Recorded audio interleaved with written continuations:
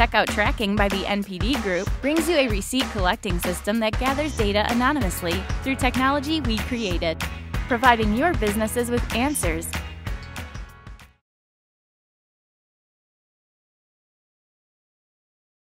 Hi everyone, thanks for joining me. I'm not going to really talk about mobile 1.0. That was dark days. I'm just sort of over it. But I'm going to talk about the kids category and also one of StoryToys' motivations to get more into licensed IP. And the question that I ask really, or I am often asked, is are licenses in license to print money? Or specifically, can brands be used to substitute marketing in the kids category? I'm going to give you a spoiler now, and the answer is no on both counts, just in case you need to get away quickly. But let me go through some of the details on that. Without playing this video for too long, this is actually our first ever kids product. It's been in the market for 5 years come this December.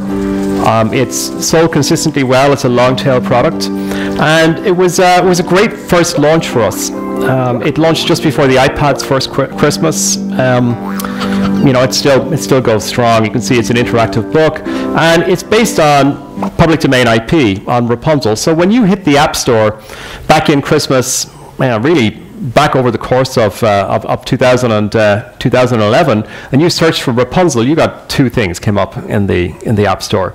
So there was our Rapunzel and there was Tangled from Disney. So it was really great product for us. Of course, the problem with public domain IP is that it's public domain, so anybody can produce a version of Rapunzel. And a year later, and this is just a year later, the store looked like this. Now, if you notice the little scroll bar at the side, this is just the first of 7 pages of apps that came up when you searched for Rapunzel. I'm glad to say we're still #1, but like #2, we've got Disney Infinity, Disney Princess, and then right down through, there's a lot of content there. So it proved to us, again, public domain IP got our company started, but ultimately public domain IP would destroy us if we continued on that route. We were, I guess, faced with a number of questions. Should we license in or develop original IP? You know, if we're developing, or if we're licensing in, should we go literary, cinematic, or TV?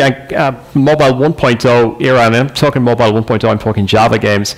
There was a rush for film-based IP. People used to license in film content all of the time because it gave you a little bit of brand profile. And then our next question was, would we go, you know, contemporary or heritage? Did we want something that kids and parents would know, or did we want something timeless? You know, we'd proven ourselves adapting classic IP, but in the end, we decided we would try to do both. So one point that we came up with quite quickly was that we weren't going to go near cinema, and I'm going to give you an insight on that now. You know, it's very easy to, I suppose, be attracted to Hollywood IP. It's kind of easy to get it. You can talk to any number of licensors who have a kids movie coming out. They want you to make an app. But you know, fundamentally, the problem is interest over time. And this is a very popular, we thought, when we were offered. This was Shrek 2. So Shrek 2's theatrical release, we see a great spike. This is Google Trends, by the way. Anybody who's involved in licensing and content needs to be intimately familiar with Google Trends as a tool. So this is like Shrek, the IP. So, and there's Shrek 2 DVD, and we can see Google Trends is spiking. Again, this is 2005. This is Shrek 3. Shrek 3 DVD. Now, why these spikes are important is that ultimately this is the marketing that's happening around about the time of the theatrical release or the DVD release, and you know, this sort of marketing will lift your IP in the App Store too. So you want to make sure that these are as big as possible and sustained for as long as possible. And you can see that by 2011, Shrek Final, you know, Shrek is just gone. It's not important anymore. So, you know, this is a key thing that we discovered earlier on was not to go for cinematic IP. Now, I'd learned this lesson in the mobile 1.0 space. I developed, I think, a game for the Miami Vice relaunch movie. It wasn't a great success for me. I'm not particularly proud of it. But we know that the release windows for these things are very short. What you really want to see in Google Trends is something like this. This is a TV IP. TV IP is great because it's persistent. it's multi-season, it's multi-episode, and repeats, repeats, repeats. So at any given time, with a strong kids IP, you might have a new season that's running for 26 episodes. You might have reruns of the old ones. You've got every one of those as a marketing opportunity for your app. So this is why we looked at at TV. But also you got to be concerned about regionality with TV as well. If you license something in the US, will it be popular in the UK or Europe and other markets? So you need to be familiar with these things. In this case, it was Chuggington. And this was the trend of interest for Chuggington. The one below was another, sorry, that's actually Chuggington. Yeah, sorry, there's global Chuggington, and then I think there's the UK at the bottom there. So we looked at the regional interest, and we said, well, okay, very, very strong. We knew it was strong enough in the US and rising in the US. It's still a big seller there for us. We knew it was strong in Japan, and basically had strong global interest. So we decided to go with that IP. This is another IP that we went for, and this is interest over time. Now so when I said we decided we would do both contemporary and and heritage, this is the heritage one that we chose. That spike in 2009 was actually the 40th anniversary of this particular IP, and this is an IP that I was familiar with from my own childhood. So this was actually released in 1969 first, and that shows the level of interest that it still has 40 years later. So we went after this one because it was just like Mom's Top 10 book list, voted best bedtime story in the UK. This is a Google Doodle. And this is the US list, which was number 1 was Where the Wild Things Are. Number 2 was The Very Hungry Caterpillar in terms of, this is actually teachers' favorite books. So we decided to go for that. The only problem was that somebody already had the rights for it. This was made Casual Connect. Now I'm going to show you some of the not so good. In 2010, I think, 2011. Had the experience of The Very Hungry Caterpillar. People know the book? A couple of people. We didn't have the rights at this point. Let's have a look at that. Sorry. And I was talking about quality in licensed IP, or quality in translation of IP during this conference. This app is a disgrace. So this was the first application that had been developed, the Hungry Caterpillar. Firstly, it's a book that is designed for 2-year-olds.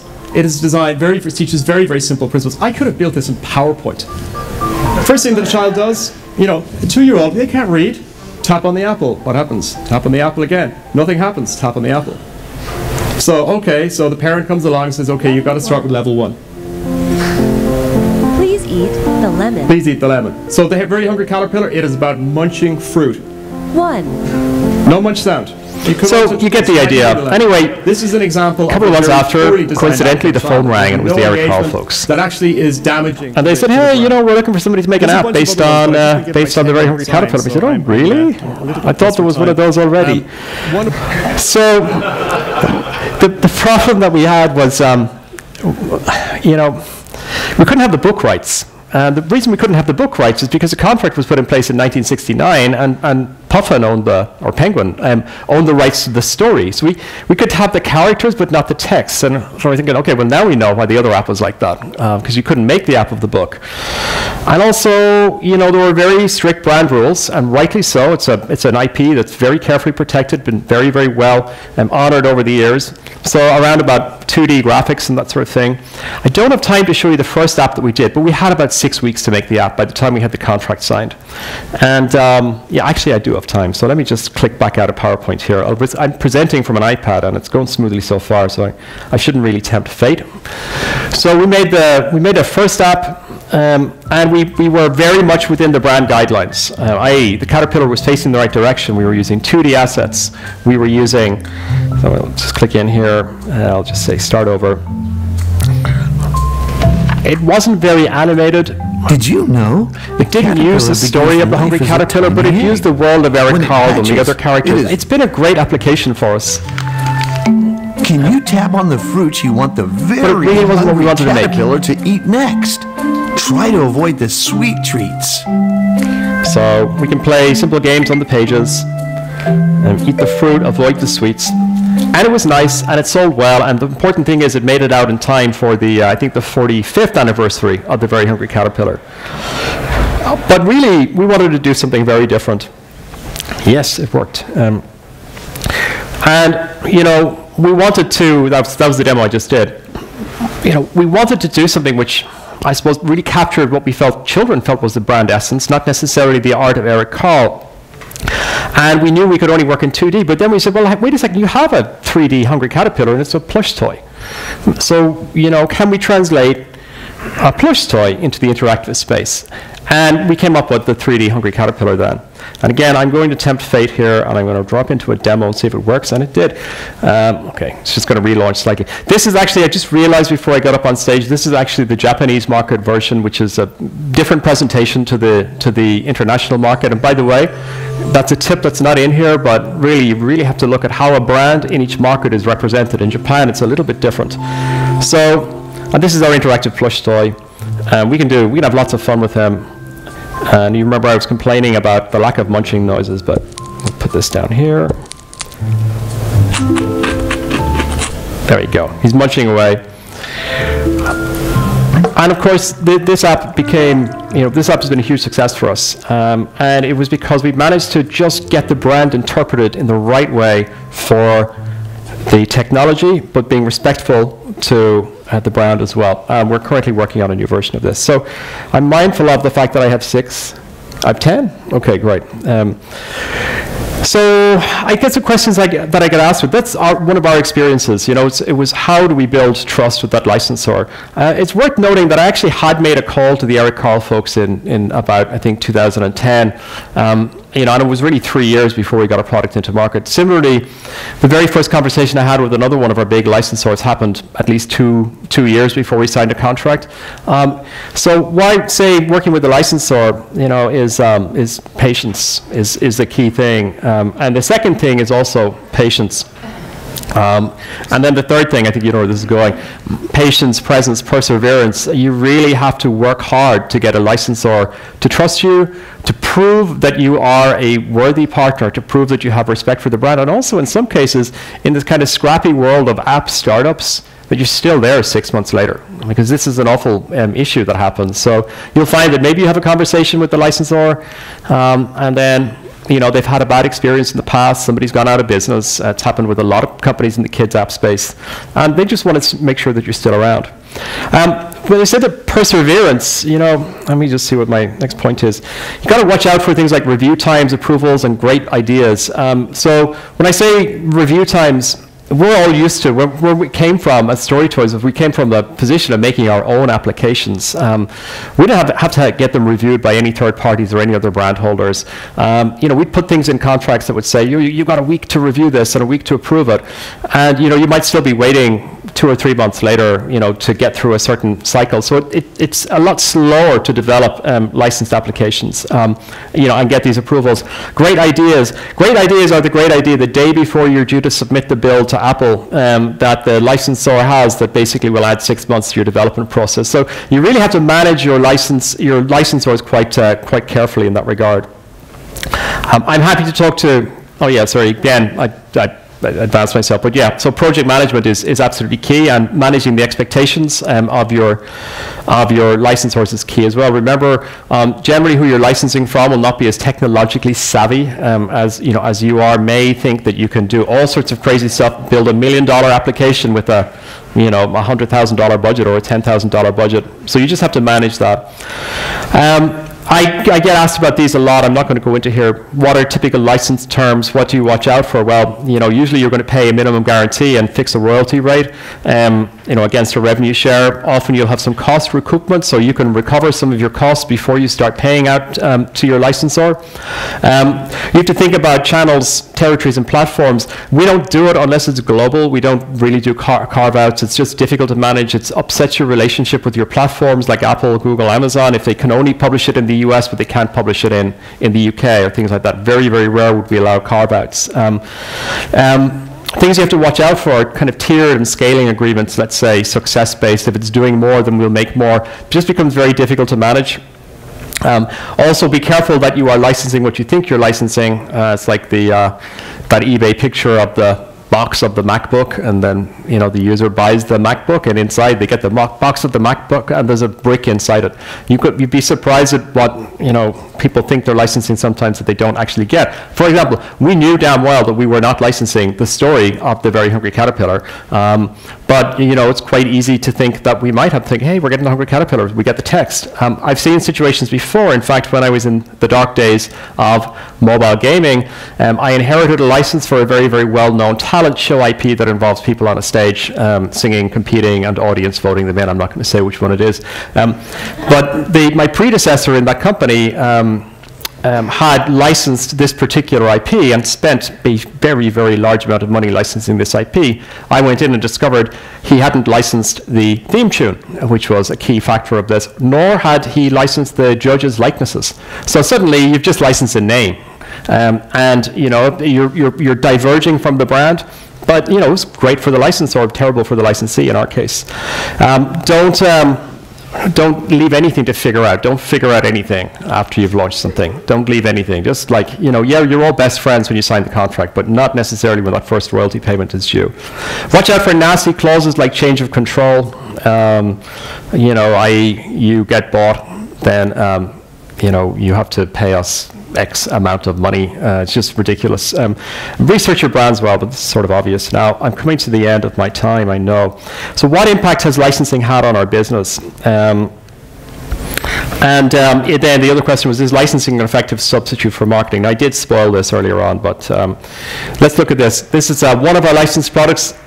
Licenses will give you a strong, long tail. It's really important. We have some of our own products that have a tail like this. I can't go into the numbers, but the spike is a decent five-figure number from launch week, and this was not editor's choice promoted on iOS or anything. This was just what it did on the basis of some small featuring. But you can see it consistently goes very, very well. I actually thought I had a different slide in, but there are many. You'll see towards 2015, you'll see there's a little uptick there, and it was, I think, the particular TV show had launched we'd launched the localized version in Russia to coincide with the TV show release. So you can see good numbers, and they're sustained over a long period of time, and we're very, very happy about that. Whereas this wasn't a particularly strong launch for us. This is one of our original IPs, not one that's done very, very well, but I use it as an extreme. That is also it's the same scale, so that's also like a decent five-figure number, but then it just does nothing. But it was promoted quite heavily. And then down to the end, and I think we released a second version of it later, got a small spike in the original. So you can see the difference between the kind of outperform, top-of-the-chart success, and then the kind of tail revenues. That's what licensing does. The other thing is it really adds to discoverability. If you search for The Very Hungry Caterpillar, you can see that alongside the merchandising, alongside the box, the Wikipedia page, your application is up there on the first page of Google. That's really important. Of course, cross-promotion. Now, we're very strong proponents of cross-promoters anyway. When we sell applications, we have a cross-promotional window, and you are widening your audience. The licensed application might be just the entry point to all of your original IP. And why do I bring that up? Like, if you're involved in licensing, you have to be mindful of your own brand. And you are standing on the shoulders of giants, to use that too often used phrase.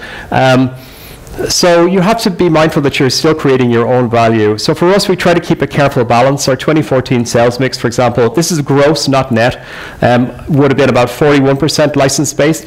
But that license-based content was really helping us promote our original IP, which was around about the 60% of our sales came from original IP. Important to maintain that balance. If you just work with licenses, that rug could be pulled from underneath you at any point.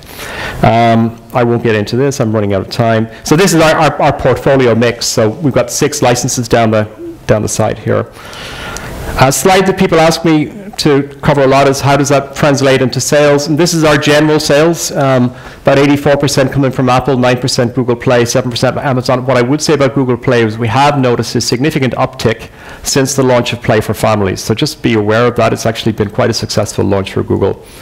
This is how a licensed product works out, however. iOS App Store, 60%. And it's not because iOS is lower, it's because licensed content works really, really well on Google Play because of the discoverability issue.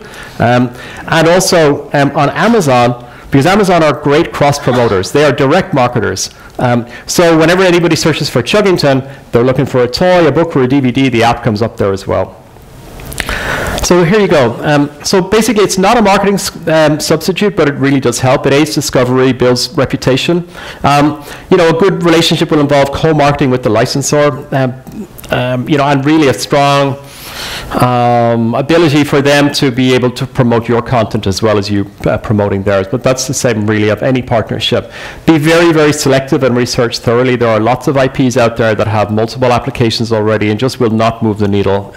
There are also applications that are sort of flash in the pans. There's one that we did license recently and released, didn't do very well for us. We certainly recovered our funds, and then of course the TV season gets cancelled in a major market, and you know, so do our plans for a second application because we just know we won't make the money back. So just research very, very thoroughly. And as I was just saying, maintain a balance. Really important to build your own brand too. Why is there a Power Ranger there? That's our next licensed IP. It's coming out at the end of August. So go Power Rangers. So thank you for that. I'm happy to take any questions you might have either on here or off.